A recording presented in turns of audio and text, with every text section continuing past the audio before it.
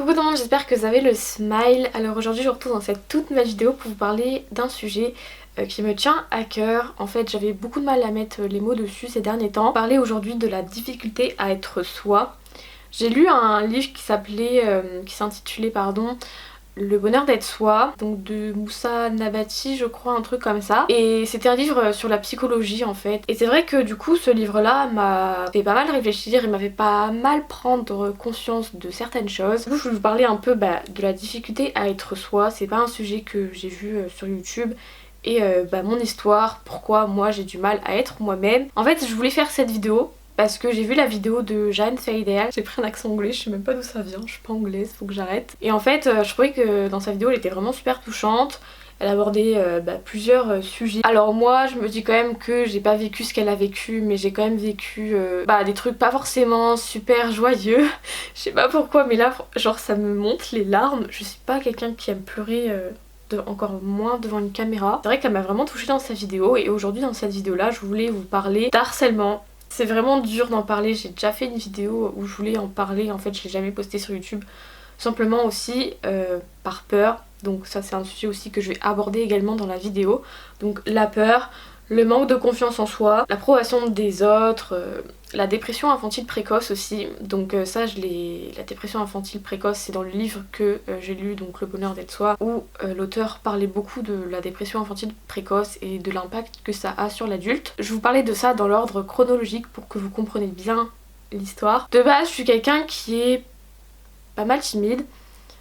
Quand j'étais enfant j'étais timide, maintenant je suis encore timide mais je le suis moins. Après c'est pas un truc dont tu te débarrasses du jour au lendemain, ça se fait progressivement et notamment je pense en grandissant tu deviens de moins en moins timide. Donc moi je pense que ma timidité venait surtout de mon manque de confiance en moi.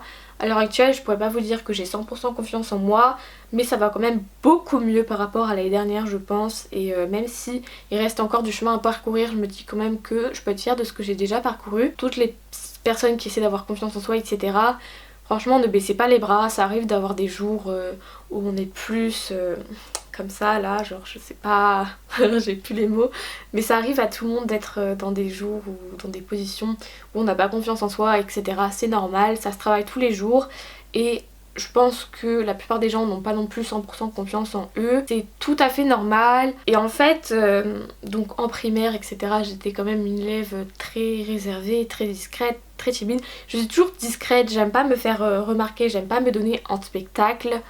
Maintenant après il y a quand même une différence entre être soi-même et vouloir se faire remarquer, c'est deux choses différentes. Enfin quoique il y en a pour qui être eux-mêmes c'est se faire remarquer etc, ça fait partie de leur personnalité, ça ne fait pas partie de la mienne. Alors du coup je voulais vous parler un peu de la période du collège parce que c'est un peu là où c'est un peu c'était un peu le chaos, je ne sais pas comment dire, j'ai pas les mots. La période du collège c'est la période où on se cherche.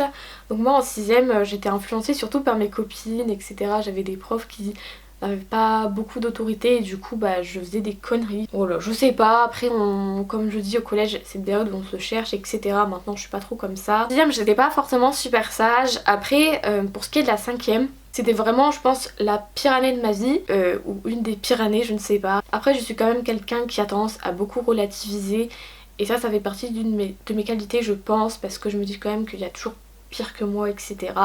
Donc j'ai subi de l'harcèlement, enfin je sais pas si on peut appeler ça comme ça, mais ça ressemble fortement en fait. Je sais que je suis pas la pire, je sais qu'il y a des gens qui ont vécu des choses pires que moi, mais après voilà, pour moi je veux dire que c'est de l'harcèlement, c'est plus simple, peut-être que pour d'autres ça sera pas de l'harcèlement. Voilà, j'ai pas eu non plus d'harcèlement physique en mode on me tape etc, mais de l'harcèlement moral ça y ressemblait fortement. Donc bon là ça remonte quand même, hein, ça va faire 6 ans que ça s'est passé donc je me souviens pas forcément des moindres détails. Alors faut savoir que cette vidéo sur l'harcèlement j'avais filmé une vidéo dessus, sauf que j'ai pas eu la courage de la poster etc.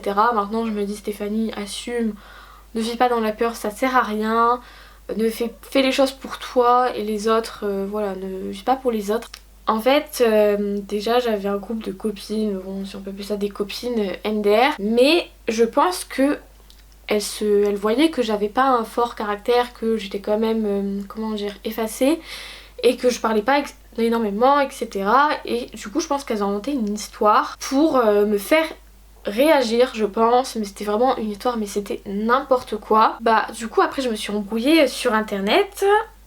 C'est pour ça que maintenant j'évite vraiment de m'embrouiller par SMS, etc. Et je me souviens le lendemain au lycée, oh là là, au collège, bah du coup tu vois c'était un peu le règlement de compte. On s'est dit ce qu'on avait à dire, etc. Bon forcément moi j'étais toute seule contre peut-être 5 personnes, donc forcément à cet âge là en plus j'avais pas confiance en moi. Voilà, comment dire, je sais pas, j'étais toute seule, j'avais un petit caractère, etc. J'osais pas forcément. Du coup, je me suis retrouvée toute seule. Et donc ça a commencé de là en fait.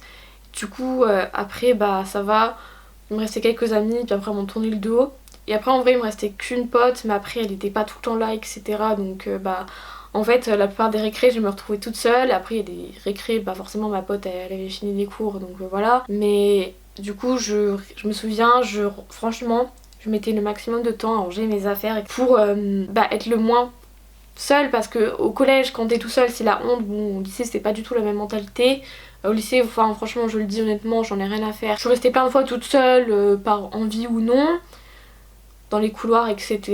Il y a aucune honte. Après voilà, genre je suis tout seule, je vais pas non plus rester au milieu de la cour. Mais du coup à cette époque là j'assumais pas trop d'être tout seule, donc franchement je mettais le maximum de temps à ranger mes affaires. J'allais aux toilettes après pour passer la récré, genre pour faire genre ah je suis pas toute seule, MDR. Encore à ce temps là ça allait parce que j'étais quand même externe, donc je rentrais chez moi manger et tout le midi.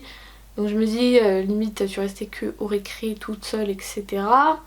En cours honnêtement je sais plus si j'étais à côté de quelqu'un ou je m'en souviens plus. Il y a des cours j'étais toute seule, il y a des cours je me souviens plus du tout. Mais vraiment je pense quand même à partir du moment où on te fait chier tous les jours, on te fait des remarques. Tu rentres chez toi le soir, t'es pas bien, tu pleures. Le lendemain t'as pas envie d'aller en cours, t'as jamais envie d'aller en cours, t'as cette boule au ventre. Franchement il y a plein de fois je suis pas allée en cours parce que je me suis dit je vais être toute seule, ça va être la merde, etc.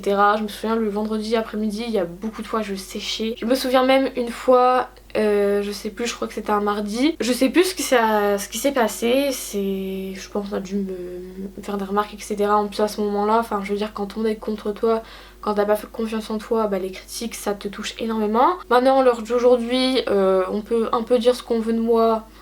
À part peut-être certains trucs ça va me vexer. Bah il y a des trucs en fait ça va me saouler parce que j'ai pas envie qu'on me dise des trucs comme ça. Enfin vous voyez, j'ai un mauvais caractère aussi, mais il y a certains trucs en fait. C'est même pas que ça me vexe, c'est juste que ça me saoule, genre pourquoi tu me dis ça, enfin vraiment ça m'énerve. Mais j'ai un sale caractère aussi, je le reconnais. Mais vraiment, là j'étais rentrée une fois de chez moi, le midi, je suis rentrée en pleurs, mais vraiment j'étais en train de pleurer.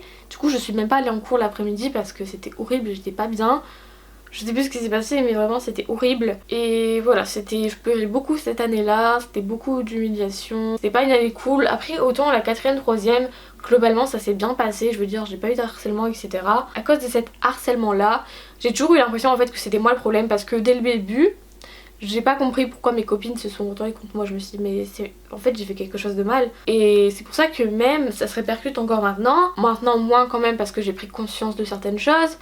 Mais quand j'avais pas confiance en moi, je me disais ah ouais merde, c'est à cause de toi que vous vous embrouillez, tout ça c'est de ta faute en fait. Au final je me dis maintenant oui il y a des choses je suis en tort, maintenant il n'y a pas que moi qui est la seule fautive. Faut pas, voilà, je me dis quand même qu'il y a des trucs qui se seraient pas passés si la personne n'aurait pas fait ça. Après cet été honnêtement je vous le dis, j'apprends à m'aimer, à m'accepter comme je suis, à avoir confiance en moi. Franchement c'est pour ça aussi que je dis que je veux pas être en couple à chaque fois parce que c'est pas en étant en couple que je vais réussir à faire ça de moi-même.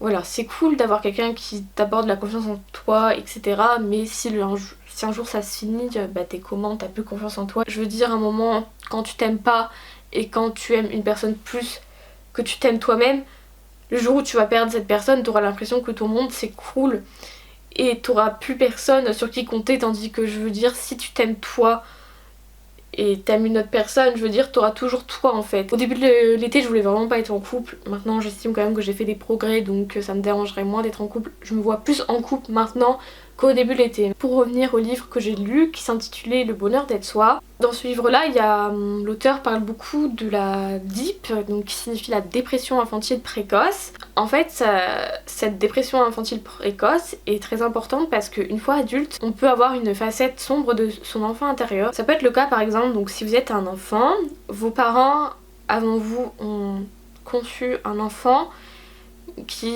est mort par exemple, bon à l'âge de 2 ans, je ne sais pas, et pour réparer cet enfant, enfin pour le remplacer, c'est vous qui avez été conçu et vous avez du coup hérité du prénom de votre frère ou sœur qui était mort. Et du coup, ça par exemple, cette personne-là, comme elle remplace une autre personne, elle va vivre pour deux, c'est-à-dire qu'elle va être hyper active, et elle va pas forcément être elle-même, vous voyez. Il y a aussi par exemple le cas de l'enfant thérapeute qui revient souvent dans le livre là.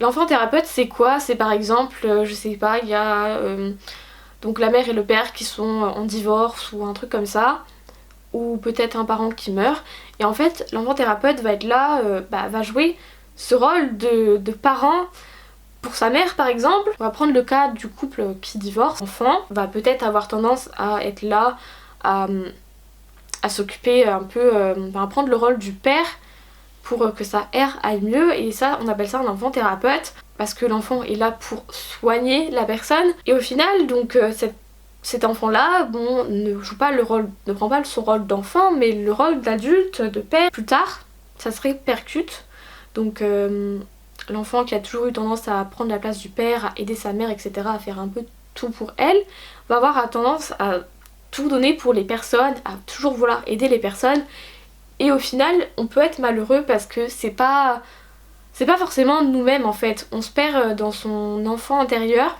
et du coup ça peut vraiment nous empêcher d'être heureux. Voilà, parce que le bonheur, faut pas croire que ça se résume à l'argent. Et donc attendez, là je vais vous lire un passage que j'avais recueilli sur internet. C'était selon le psychanalyste Moussa Nabati, donc je m'étais pas trompée précédemment, oui parce que j'ai des notes, voilà. Le bonheur ou le malheur de quelqu'un dépend de la relation des liens qu'entretiennent entre eux ces deux moi, donc l'enfant et l'adulte.